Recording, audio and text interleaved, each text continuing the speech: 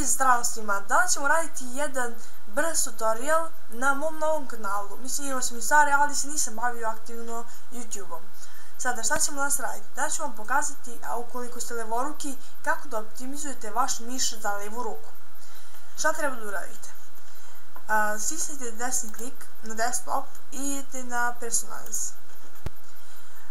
Onda nađete ovo Change Mouse Pointers i kliknite tu. Vas sada ovaj prozor prvi ne interesuje, nego idite na Buttons. Sada, ako hoćete da prebacite da vam levi klik, to je sada levi, da vam budu stvari desni, samo čekirate Switch Primary and Secondary Buttons. Kada čekirate, samo stisnete OK i vama će se, znači, promenit će vam se miš.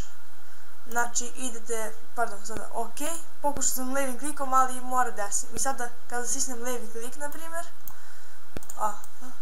kada stisnem levi klik, to će da otvori, evo ovako. Znači, levi mi stvari desni, evo sad baš grešim jer nisam navikao. Znači, Change Mouse Cursors, pa onda Buttons i čekirate, evo. Pošto sam ja desnoruk, ja ću ovo odčekirati jer sam navikao da ne bude na levom kliku. Ljudi, to bi bilo to što se tiče ovog klipa. Ukoliko vam se svidio klip, lajkujte, šerujte, subscribeujte. Vidimo se u nekom drugom klipu.